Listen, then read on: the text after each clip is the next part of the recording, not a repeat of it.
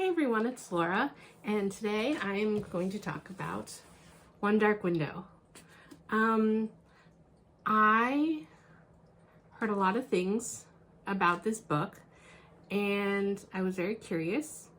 And I recently saw a review from Jade, and she brought up these questions about whether this was YA or not.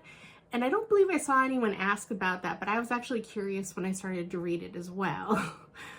Because parts of it did read kind of YA-ish, but others did not, so I wasn't 100% sure. But either way, I liked it a lot, but it didn't quite live up to the hype that I'd heard online about it, with people raving about it. But I really liked a lot about the actual story. So this is a story about Elspeth, and there's magic in this world and in their kingdom, and there's stories about in the past how the spirit of the wood was the cause and reason behind magic, and townsfolk would strike bargains with the spirit of the wood for anything magical. And then there was a king, the Shepherd King, and he ended up, something happened and he had a major deal with the spirit of the wood. And then he ended up creating the Providence cards, and anyone who used a Providence card could wield magic, but it was very specific based on what type of card it was. And since those cards existed now, people didn't seek out the spirit of the woods anymore, and kind of as a retribution, there was a mist that surrounds their kingdom and encroaches more and more over time. So people are worried that sometime the mist will overcome. There are bad consequences to people who go out in the mist.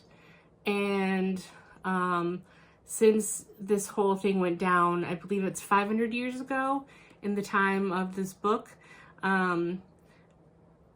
since all this happened, there has been basically an epidemic, an illness, a fever that has gone on, that if you contract it, then you can wield magic, but you do so at a cost.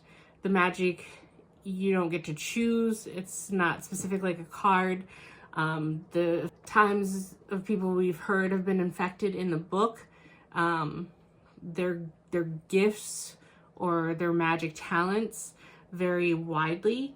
But basically anyone who has these gifts, at some point something happens where they kind of go mad.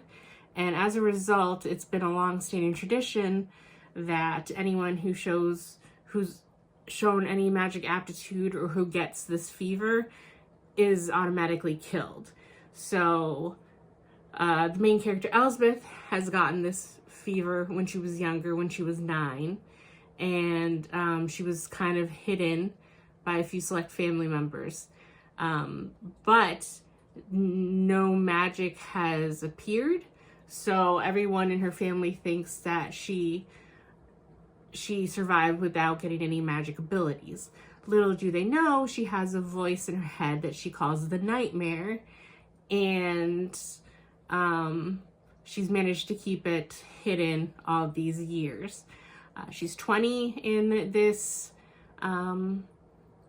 book, in the present time, and things happen where basically she joins a group of ragtag people that are trying to collect the Providence cards, one of each, because there's a legend that will end the sickness and possibly cure anybody who has the magic gifts and stop the mist from encroaching on their kingdom.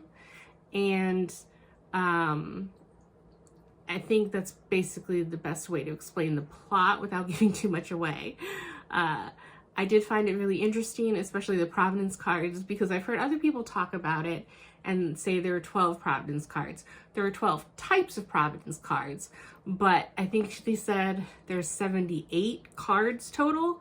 It's very much like the 12 Days of Christmas, where there are like 13 Black Horse, and there's like 11 Chalice, and there's, you know, and there's only one Twin Adlers, I believe it is. So there's the values of the cards, depends on the rarity, and you only need one of each, as far as the lore says, to collect the deck of Providence cards. So they're looking for 12 cards, but there are a lot more cards out there. So that surprised me, because hearing all the reviews talking about 12 Providence cards, I just assumed there were only 12 cards, but there weren't. I did find the idea of the cards really interesting, and I had to actually create like a little tab though of when they explain what they do, because I had to keep referencing that, because it's not necessarily easy to remember, like, what does a White Eagle card do, and what is the Iron Gate, and stuff like that. So when people reference known card holders or anything like that, I just, you know, my curious mind is I almost wish that there was a little chart somewhere in the back explaining what it was, but so I had to keep the tab to reference it back and forth. But I did like the real idea of this world and what it was built on, and found it really interesting, and the family dynamics of a lot of the characters, actually. There's a lot of dysfunction, and there are some nice people there, but it's also interesting to see this world with the Providence cards and how it can be used politically. It can be used for advantageous, like marriage, like Elsbeth's mother, a well card was used as her dowry and everything. And so it's interesting seeing aspects like that. And I like a lot of the plot a lot. And I like the ultimate goal. I look forward to reading the second book. My main problem, and why I was questioning if it was kind of YA, is despite being 20, I mean, I know she's been kind of sheltered since they're hiding that she had sickness as a child. And so she's also feared kind of getting close to people so that her secret hasn't been discovered. But she reads younger than 20 in so many ways. Because, like I said, she kind of pairs up with this group of ragtag people. And without giving any spoilers away, the group was already existing before her.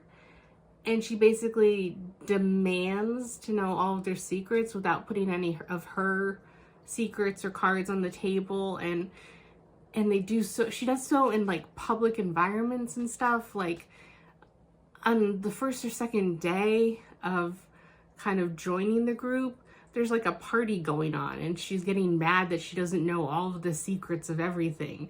And that just seems very a YA trope almost to me. And I mean, I don't know, it just seems like as a reasonable adult, I wouldn't expect someone to 100% trust me on first or second meeting, you know, even if I'm accepted into a group. And I wouldn't expect that like I'd necessarily get all the deep dark secrets, especially with how things are in the book. I don't want to spoil anything, but like they're kind of doing this on the DL, and secrecy is a big deal. And so her kind of being pissed off at them for not sharing everything right up off the bat, it kind of surprised me a bit. But yeah, I am really interested in the follow-up, like I said. I hope to get to it soon. I still have a lot of other books I need to read this fall, though, in the next few months. So I hope to finish the second book before the end of the year, but we'll see. I'm also trying to, I've bought way too many books recently.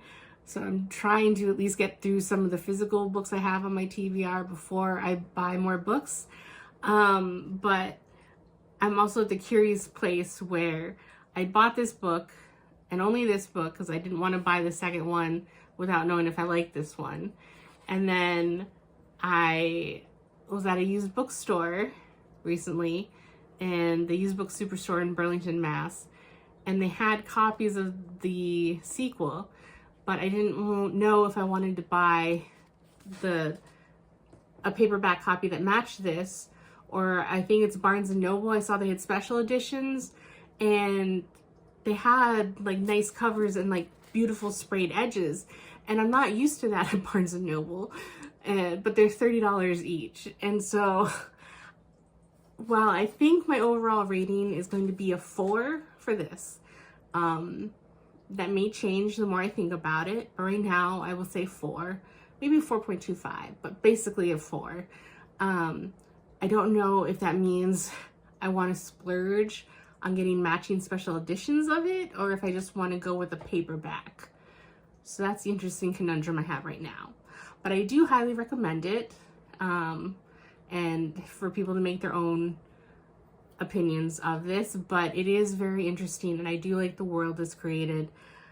There's also really cool, what did they call the book? It's like the Book of the Shepherd or something, that basically tells the history of the Spirit of the Wood and the Shepherd King.